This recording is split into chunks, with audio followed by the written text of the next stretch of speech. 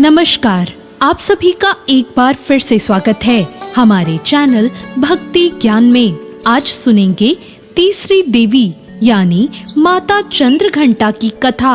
माता चंद्रघंटा तीसरी नवदुर्गा हैं। उनका नाम चंद्रघंटा है। चंद्रघंटा के अलावा चंद्रखंडा, चंडिका और रणचंडी के नाम से भी जाना जाता है।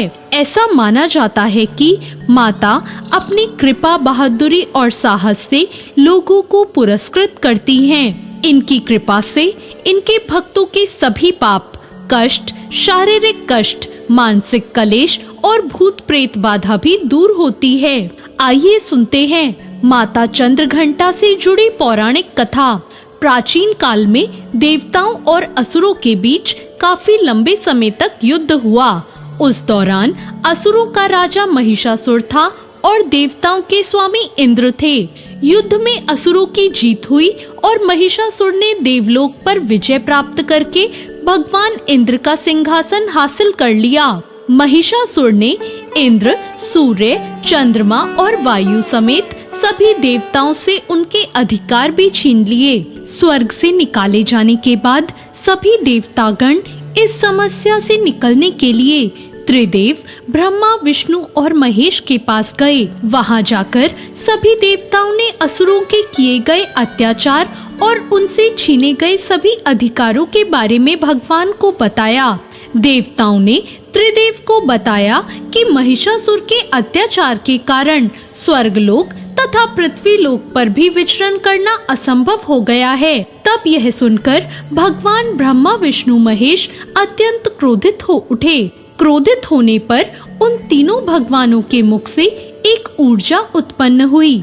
वो ऊर्जा जाकर देवताओं गण के शरीर से निकली ऊर्जा से मिल गई। यह ऊर्जा 10 दिशाओं में व्याप्त होने लगी।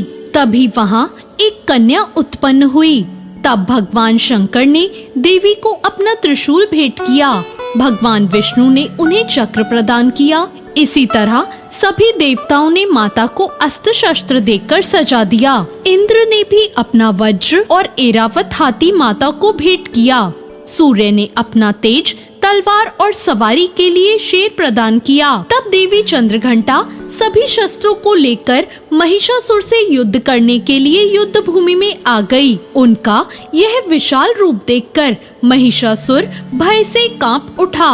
तब महिषासुर ने अपनी सेना को मां चंद्रघंटा पर हमला करने को कहा। कहते हैं कि महिषासुर की विशाल सेना क्षण भर में माता के कोप से नष्ट हो गई। चंद्रघंटा मां ने राक्षसों के समूह का संहार करने के लिए धनुष की टंकार को धरा। वैसे ही माता के सिंह ने भी दहाड़ना शुरू कर दिया और फिर माता ने घंटे के शब्द से उस ध्वनि को और बढ़ा दिया, जिससे धनुष की टंकार, सिंह की दहाड़ और घंटे की ध्वनि से संपूर्ण दिशाएं गूंज उठी। उस भयंकर शब्द और अपने प्रताप से देवी ने दैत्यों के समूह का संहार कर देवताओं को विजय दिलाई। इस तरह मां चंद्रघंटा ने असुरों का वध किया और देवताओं को अभय दान देते हुए अंतर्ध्यान हो गई। नवरात्रि के तीसरे दिन माता दुर्गा के चंद्रघंटा स्वरूप की विधि विधान से पूजा करें और इस मंत्र ओम देवी चंद्रघंटाय नमः का जाप करें। इसके बाद मां चंद्रघंटा को सिंदूर, अक्षत, गंध, धूप, पुष्प आदि अर्पित करें। आप देवी माँ को चमेली के फूल के अलावा कोई भी लाल फूल अर्पित कर सकते हैं। साथ ही साथ दूध से बनी किसी भी मिठाई का भोग लगाएं। पूजा के दौरान दुर्गा चालीसा का पाठ या दुर्गा आरती का गान करें। तो ये थी माँ चंद्रघंटा की पौराणिक कथा। आपको ये कथा कैसी लगी कमेंट करके जरूर बताएं और साथ ही मेरे चैनल भक्ति ज्ञान को सब्सक्राइब करना ना भूलें। धन्यवाद।